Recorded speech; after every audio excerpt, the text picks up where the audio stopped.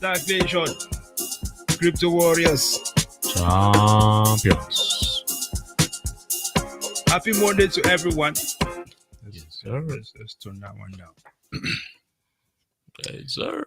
Hope everyone is starting off with a spectacular week. Okay. Today we're going to be looking at some Bitcoin TA, of course, because who doesn't love some Bitcoin TA? It is what we do. It is what we do. Absolutely incredible. And then we're going to jump into the show. But this time around, ladies and gentlemen, we're going to be doing it a bit different, right? At least for today. You see, we want to just be able to chat with the community, learn more from you, and of course, for you all to ask any questions that you guys have. Maybe you want to know the Stack Crew more, any questions, or if you just have questions about various things, we can look at it as well and give you our take on it. We think that this is very important because if we're going to be providing value, as we continue to provide value, right, to the crypto community, to the BK community, the crypto warriors, the Stack Nation, right, we do it for you guys. We want to make sure that we are in alignment, engaged from the soul and above. What do you think?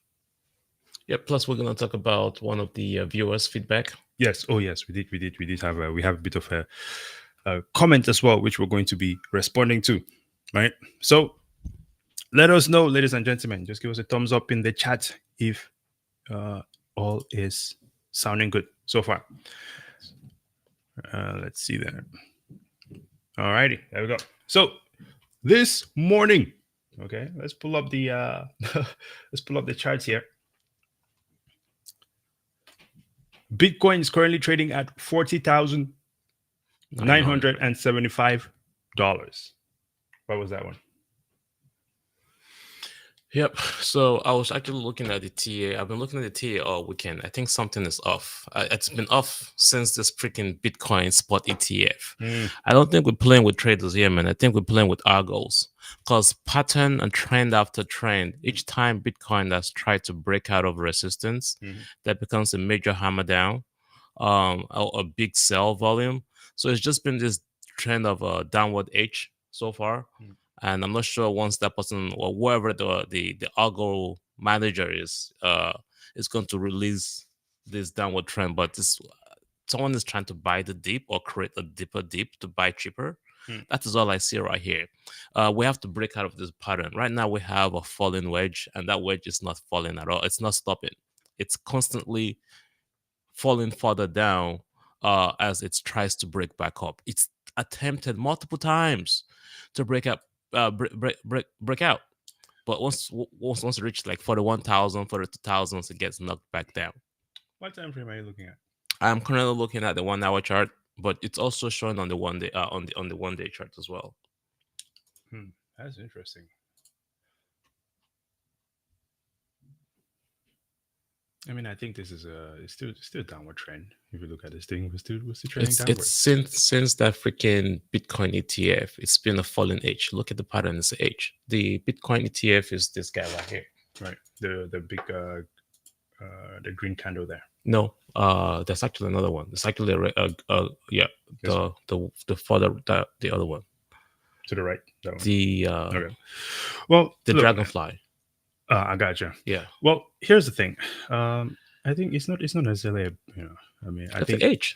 Yeah, it's definitely some falling H's there. For me, looking at this price action, I think, trading view, man. We don't want to join for free. We have our free our account. We should probably use our account. Yeah, we definitely should, but the alerts keep going crazy once we do that. So yeah, all good. I think looking at this, ultimately, we know that there are many other factors in play, right? So, of course, this is what when we're talking when the traditional systems are involved in these things, we usually see these sort of unusual patterns. It reminds me of SPY, right? But the bottom line is still there.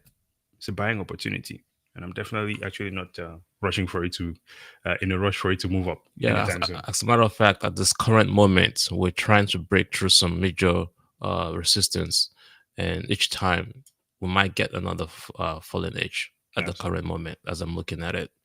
Absolutely. There we go. Well, So that's more buying opportunity from what I'm seeing right now. I don't think we're gonna break out. there we go. All right, moving on here then. Should we check out this video before we Yeah, proceed? sure. Let's go ahead. All right. So, oh Lord, where do I have it? There we go. All right. So we did this video. We're speaking about the point of sale systems in Nigeria, Mm-hmm. and essentially capital control. And so we got a question from Brandon Smith. Right? And what Brandon Smith is asking is, please elaborate why you think this is very interesting. I'm going to play the video, and then that comment is going to make sense. Right. So it's To pull out moment. 10,000 naira, they will charge me 500 naira or maybe 700 naira. Probably have to start that over. So there's something called POS. Actually, I don't even know what the full meaning of POS is. I mean, usually point of sale. I don't think in Nigeria it means point of sale. It's a point of theft. It's so bad that you go to the bank to withdraw naira. Yeah. The bank doesn't have the naira. ATM does not have the naira. You put your card in, no money. You go in the bank tells you they can only give you 10,000 naira, 20,000 naira because there is no naira currency available. It's like they're negotiating to tell you how much we have for you today. Yeah. So now you now go to POS, which is just like anybody down the street that gets a license. So if I wanted to pull out 10,000 naira, they would charge me 500 naira or maybe 700 naira. Any POS that you go to, some of them will say they can't give you 10,000, they can give you 5,000. If I pull out 50, if I say, okay, I want 50,000 naira, they'll say, oh, we're going to charge you 1,500. That's so unstable. You go to this gas station, they're like, oh, because you're paying for the gas, you're gonna have to take 200 naira. So I pay maybe 30 something thousand naira to fill up the gas. They'll automatically subtract 200 naira because I was using my card to pay. That sounds like life on Ethereum. I think this shit is coming to America though. So there's something called POS. Actually, I don't even know what it. So I actually think this is in America already. Now that I think about it. Yeah, I mean it is. So this is our response to the viewers comment, because we'll try to make sure that we give our feedback to Brandon Smith, to you guys watching us. Right. This is a fact. If you try to go to the bank and withdraw $100,000 and see what the bank tells you, what does the bank say? $100,000? Yes, I think the cash. $100,000 cash. The IRS probably need your blood sample for that one. The bank will tell you they don't have it, come back tomorrow. Yeah. Right? Yeah. Something is going on in Nigeria already, right? They are trying to limit the amount of cash available out there. Yeah. If you try to withdraw money from your Venmo or from your Zelle, what's the daily limit? There is limits everywhere. On Zelle, I think it's like a $5,000 limit. On Cash App, it's the $2,000 limit. Yeah. Right? Yeah. On Ally, I believe it's a $5,000 limit. If you walk into the bank, I think it's 10,000. And cash that you can pull out? Yeah, you cannot withdraw more than 10,000. In fact, if you're going to withdraw more than 10,000 from the bank, then you have to answer a questionnaire like, what are you going to be doing with the money? Why are you withdrawing the money? Those type of things. But it's your money, and they're asking you what you're going to be doing with it. I think that at this point in time, it's only looking convenient because we're in a country that has a strong economy. If you crank that down to a level of poverty, you will see that it becomes more aggressive than like exactly what Double O was explaining there.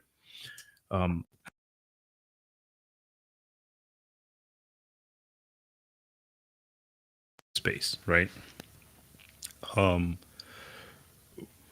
We are noticing that if you look at it, the IRS, right, they keep flip-flopping and keep trying to shift things.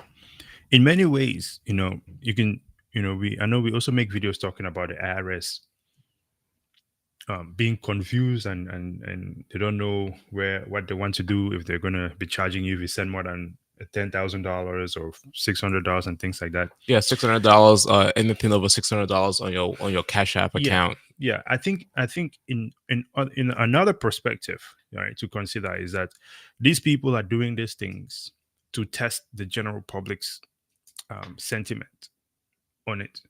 If, say, for example, if they propose something like that and there's an actual uproar, then they know that they have reached the threshold of, Mm-hmm. of breaking into a chaotic situation. But when they propose these things and people don't Say respond anything, to it, do anything about it. right? It is because it is still within that zone of convenience. So they know that they can push up to that limit. Down the line, it's going to happen. I don't think that these people just do things to just do it. So this is why we say this is interesting and it's definitely coming to America. Well, like I said, It's already here. I think in developing countries they Yeah. feel the pain a lot more because of the flow of the cash or the money. Yeah. It's not that easy. But in America, I believe it's here already. I just gave you examples. It's just that we are not feeling the pain yet. Kind of like it took us a while to feel the pain of inflation Yeah. with the increase of interest rates. Yeah. Americans are not feeling the pain that it costs them to want to withdraw money from their bank accounts, and the bank is saying they don't have their money. Exactly. Even the systems that we have that are supposed to be fast, PayPal put a limit, Venmo put a limit. Are they trying to prevent a bank run, or are they literally trying to prevent cash flow so they can slowly move us into CBDCs? Mm. That's another question, right? Yeah. I think the CBDC thing, to be honest with everyone, I'm really not worried about CBDCs. I'm just not. I don't think that that's something that can be successful. I think that you have a situation where these people are trying to protect the current configuration that they have, which is this fiat economy. It is losing money. Is the dollar is losing its power at a rate of, I don't know, whatever the fastest currency that has dipped might have been. Maybe not at that rate, but it is definitely in that trajectory. Because when you sanctioned a bunch of countries around the world and now they are off the SWIFT system and the system keeps moving. I mean, we're going to actually be doing some videos next week, right? And you see some bankers coming out, consistently pointing out their concerns about the dollar system and about the banking system in America. This thing is a reality. I think that, but there's not going to be someone on the finish line with a trophy letting you know, oh yay, Bitcoiners or crypto holders, you've made it. These are the things that you have to be able to identify the wins when you see it, and that's what I'm saying. I'm saying that this crypto economy, Bitcoin as well, is winning. This is why we are seeing concerns from these people. This is why we're seeing BlackRock buying the same thing that they called a scam forever. How do you guys create an ETF for something that is a scam? It just does not add up. So we must recognize these things and we must see the change happening. I mean, outside of America, we already know that this is a reality, right? Say like Nigeria, for example, right? Mm-hmm. Despite all of these things that are happening there and the government trying to push the CBDC and everything, how has that affected crypto and Bitcoin? As a matter of fact, people did not adopt the e-naira, so they're currently going through a rebranding of trying to use the stablecoin ideology, which is still kind of like a central bank currency, but that's the current approach that they're using. But I have to say this though, it's very important that people know why we talk about Bitcoin on a regular basis, because no one can tell you that you cannot transfer your Bitcoin anyway if you have it in your own wallet. Absolutely. They can tell you the limit or the amount of Bitcoin that you can send. Absolutely. Well, as we wrap up this conversation here, guys, we would like to hear from you. If you have any questions, any interesting things you want to know, and actually on this one, Double, I think I thought of some things that we can share here. Yeah. Some of the interesting moments that you had in this bear market, and I think I'm going to also share some of the interesting things that might find to be my most interesting experience in this bear market. I would like from you guys as well. What was your most interesting moment? Or it could be a great one. It could be a learning moment that you experienced in this bear market. Please drop it in the chats. I'm really curious to know what that was like, what that is for you all there. Going back to this CBDC thing, I lived in Texas for, I don't know, 8 years or so. Mm-hmm. I would like to see someone actually release a CBDC in Texas. That is mind-blowing to me. Texas of all places. That would be mind-blowing to me. I mean, talking of Texas, Trump, how these people operate. Trump just came out and said that it's not going to, if president, that it was not going to allow any CBDC. Do you trust Trump to be the president that I don't care, man. Trump can say whatever he wants. I mean, I'll probably vote for him for just saying that statement, but I'm not expecting anything from him, to be honest. But I think he also knows that those are some things that he needs to say if he wants to To win. get the vote. So we're dealing with people with extreme strategies, man. I cannot really take anything that they say at face value. I think that you have to look at it and go, well, how is this benefiting this person to say this thing? It's the same thing, like I was saying about the IRS coming out. The IRS knows that they do not create rules. They know that they do not create the laws. But they'll come out and say, hey, if you send more than 10,000, you have to report it within 15 days. Well, if no one responded to that, they're like, oh, okay. They know that they can actually now, Congress can actually now pass that law and no one will actually say anything. True, it's almost like a test of the crazy ideas that they have. Yeah, absolutely. Look at the climate change thing, right? They kept pushing and pushing and pushing with it until we got to the point where, you have something like X, where people can now share information across the world. And did you notice that they pivot now to handling the disinformation? Yeah, actually, the climate change, they're getting a major pushback from the Dutch, the German, the French. Exactly. Come on, American farmers, what are you guys waiting for? Exactly. So now it's misinformation. They're coming for us now on X. Exactly. All these mind games these people want to play, man. We have El Demnam El in the house. Good morning, Stack Brothers. Happy Monday. Happy Monday to you, sir. Thank you, Chief. Mondays are like vegetables, man. Eat your vegetables. It's good for you, but you only want it like once a week because it's not that tasty. Incredible. Well, most interesting moments in the bear market. I think my bear market started with this exactly the same crap with this GBTC. Is it October 2021? With the futures ETF as well. Yeah. I was done. I sold all my. Hey, this is one of the first times I will say this again. I think I've said it before. I've reaccumulated past the amount of Bitcoin that I had before, but I sold all my Bitcoin at the beginning of the bear market.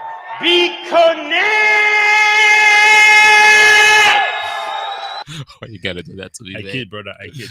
It's okay. I mean, listen, but you reaccumulated and you have strong Bitcoin holdings now. That's what is way important. Stronger than what I had before. Exactly. So I actually accumulated the entire way down. But the funny part of my accumulation, though, is that I thought I found the bottom at the point when it started lifting back up, and then we had another major hammer down. Right before FTX, I was like, yeah, we're at the bottom. Then I was like, let's go in dip. And I was like, nope. Absolutely. We're going further down. I think that was definitely a learning moment because back then I remember we were on public and we were trying to preach the Bitcoin, what would you say, the Bitcoin gospel? Man. On public, man, don't even go there. We're preaching the Bitcoin gospel on public, and there was a bunch of people on there that's were all experts as well. But then the market started to drop, and all the experts started to fade away. By the way, early on. By the way, before you go deep into that, yeah, when public started selling crypto, because remember they were not selling crypto before, and we were trying to expand our show on the channel, and I'm like, oh yeah, about to start selling crypto, but guess what? You cannot hold your coin. You can't even hold your coin. Your crypto on public. It's like the Bitcoin. It's like the ETF. Yeah. That's madness. And they charge a lot more, like their fees versus what is actually selling on the exchanges. It's a lot more, and they charge a higher fee. Is it, man? Thanks to Bucket, is it Bucket Holding, whatever the company they use is? It's okay. I mean, there's one opportunity for a cash grab, man. And they canceled Solana and Cardano on the show. I mean, on their platform. Yeah. Didn't they cancel everything now? No. Bitcoin is still there. Ethereum is still there. Doge is still there. In that case, my Bitcoin is still there. I need to go check on it. Right? Yeah, but I remember public. That was actually incredible. I'll tell you my interesting moments in this bear market. I think it's actually two moments for me, right?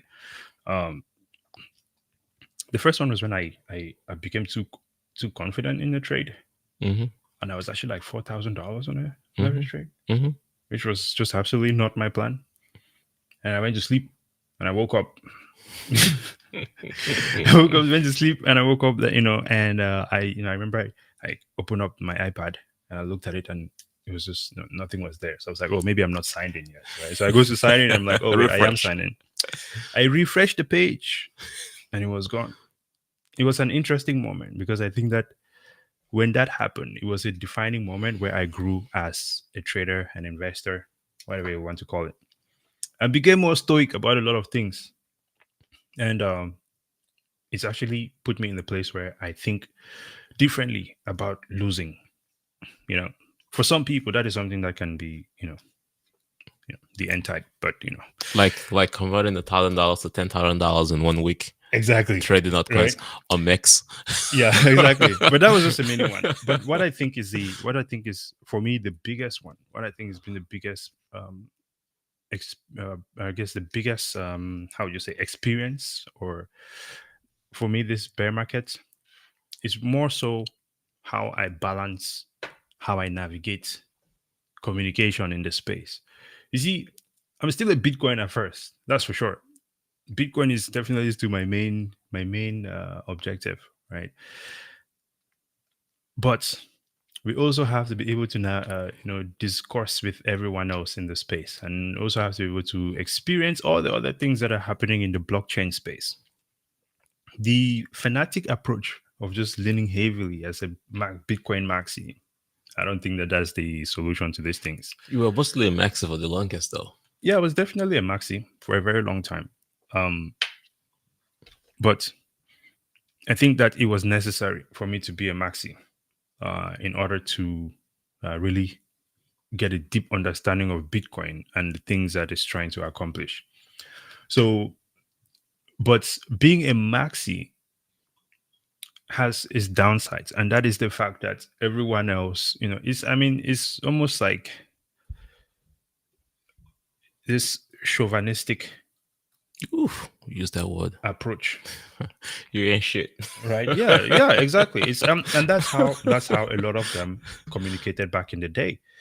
It was something that these people actually made it seem like this is okay to be a toxic person in this point in time because of this Bitcoin thing.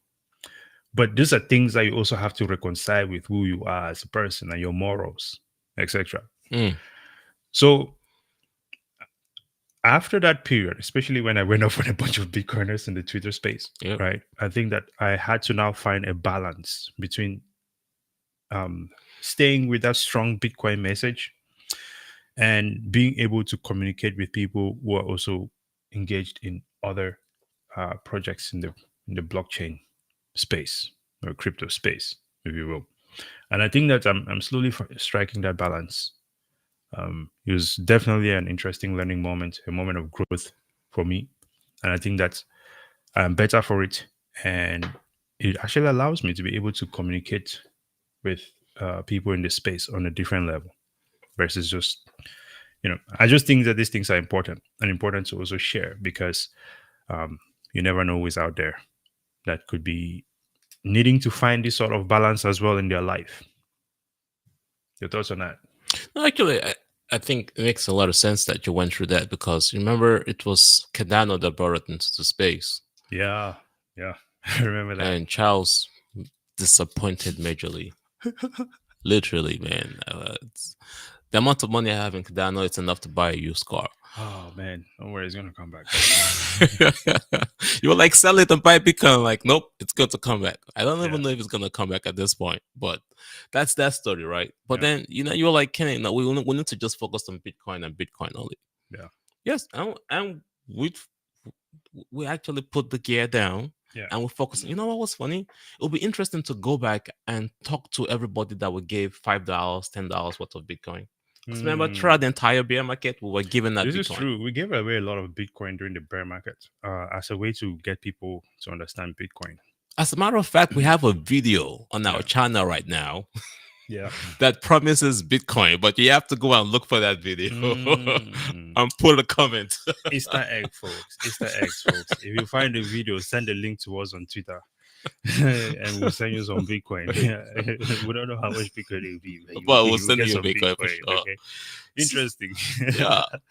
Yeah, absolutely. I think that is, it's part of the experience. The space is always growing, and I think that we should all be growing with it as well as people, instead of just picking one side and just, Talking of growing, it. Yeah. part of the growing process, it requires you to go ahead and click the like and subscribe button. Yes, like, share, subscribe, all that good stuff. Very interesting one here. BK Crypto in the house. By the way, over the weekend, We got to hang out with the BK crew all the way from Bronx. Is it no, Brooklyn? Jeez, I'm messing up. Bronx. Yeah, I was thinking. I'm about- wearing the Bigger Crypto shirt, by the way. They have some merch on the Yes, side. please be sure to check out their website, BK Crypto. We are definitely teaming up with this amazing team to be able to continue providing value to Yep. society. One thing we need to really understand is that this era that we are in, and the reason why I'm kind of saying these things this way is because the future of finance is in our hands. Okay, there's a lot of government systems in place as we They're trying to take it over, came though. around, right? There's a lot of government systems in place that are enslaving our Value. value, our money, and it is up to us as a people to take control of our financial future. This is something that I'm taking extremely seriously. It's a matter of life and death for some people, you know.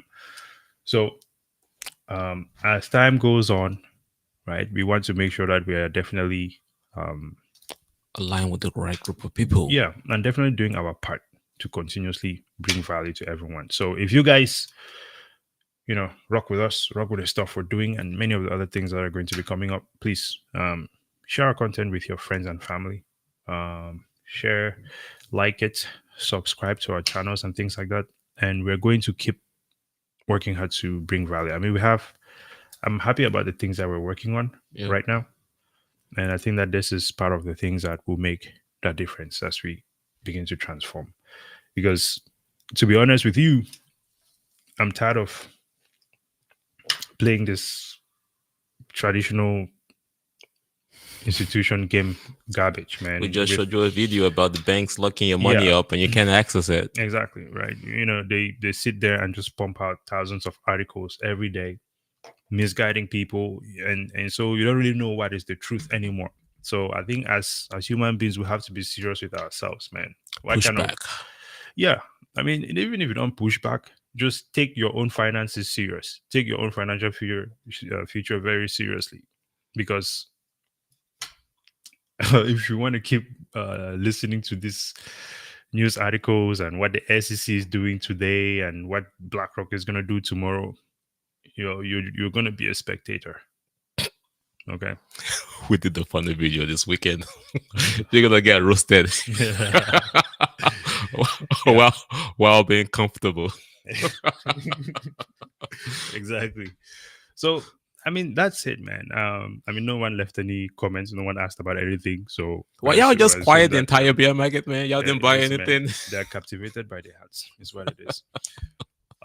Well, in that case, then we're gonna wrap this one up. But we just wanted to just take this time out to just talk, share a different perspective of things, and we'll keep on crushing it Pushing. and keep on pushing. And we hope you do the same as well. I think L liked my analogy about Monday is a vegetable. Yeah. He says, wow. Right. Not Up Ink in the house. He says, peace to you, brother. Incredible stuff. Right. We have ensohartar.btc.eth. Is that your actual address? Or Of course, it's not gonna give us address. It's just letting us know that he loves Bitcoin and Ethereum. he's letting us know that the guy's in the house. All right. He says, love y'all. Keep producing the good alpha. Yes, sir. We certainly will continue doing that. It's what we're born to do. We'll keep doing it. Enzo says, I jumped on BTC and stacks at 0.20. Great DeFi space. 0.20. Where is stacks at now? Oh, Let's see. Before we go. STX.